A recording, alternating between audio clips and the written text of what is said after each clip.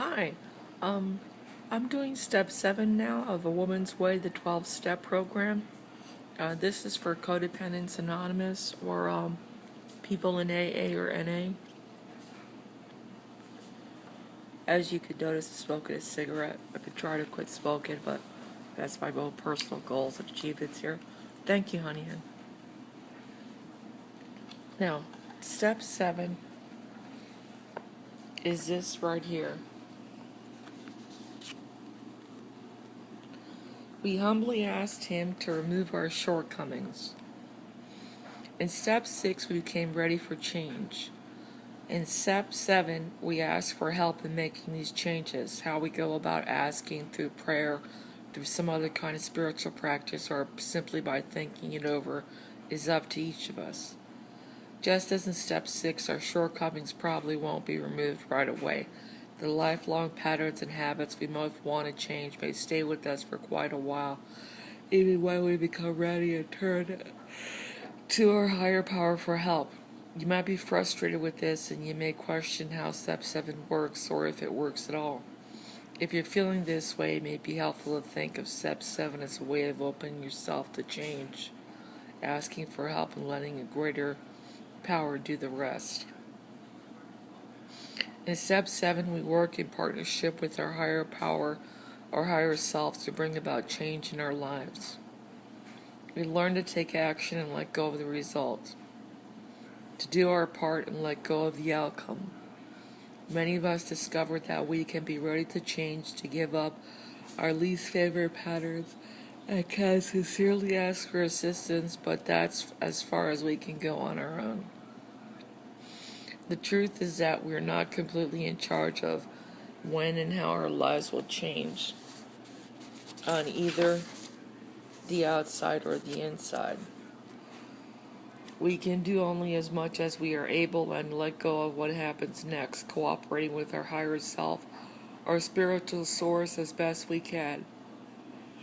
Taking the 7th step means realizing there's only so much we can change and control by ourselves. This in itself can be a humbling realization.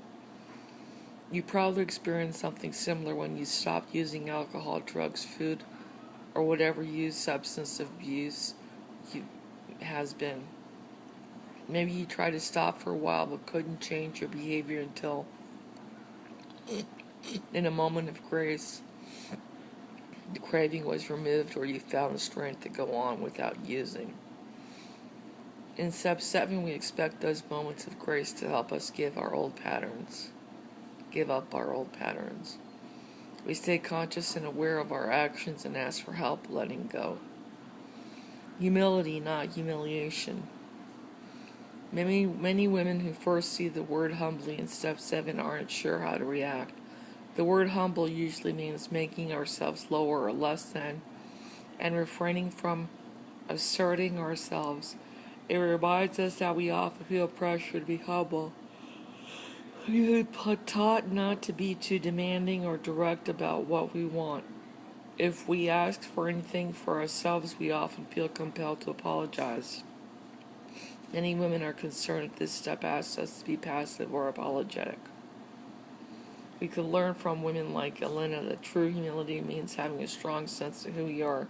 She points out that steps 4 and 5 and 6 prepare the path for this kind of humility by giving us a clearer vision of ourselves.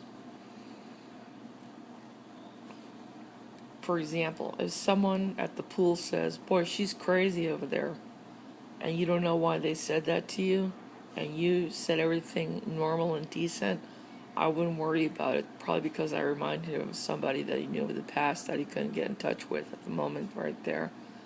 And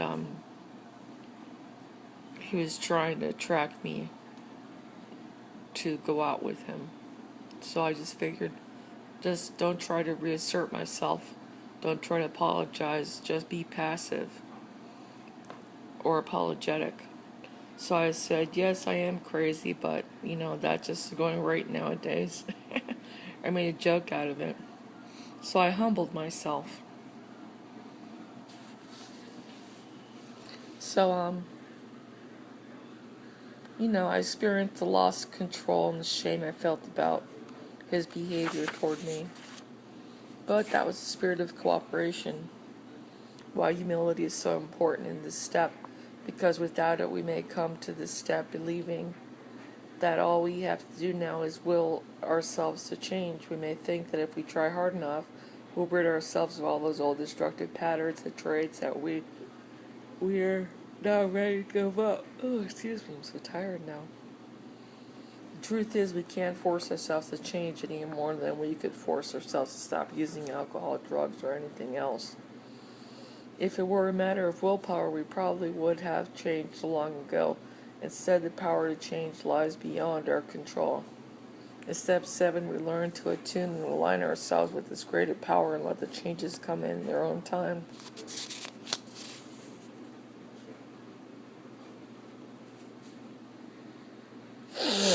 We ask ourselves humbly.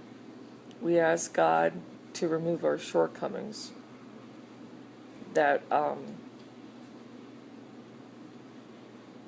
we ask God to take over our problem and to sort it out for us. And that's why he died on the cross for us, was to help us out of our shortcomings.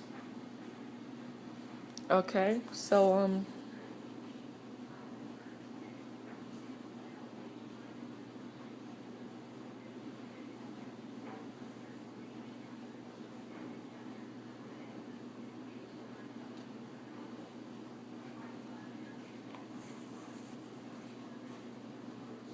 my Creator, here's a prayer from the big book.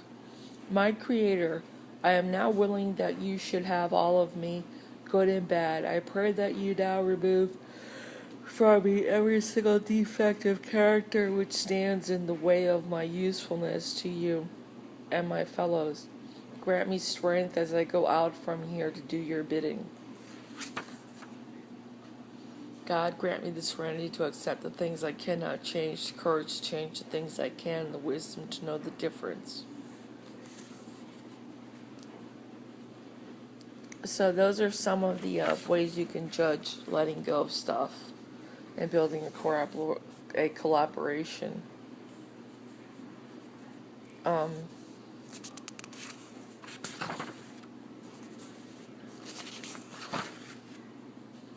Acceptance and security for yourself too. Okay, so parishioners, so just take lightly what other people say, because people are not here to always make your day go by smoothly. But with all the bumps in the road, you can learn something from that person. If not, just let go of it and say, God, you take over now. Okay, like the pool incident with me today. So I love you guys. Okay, parishioners. Okay, bye. Melissa's Bible Study. Bye.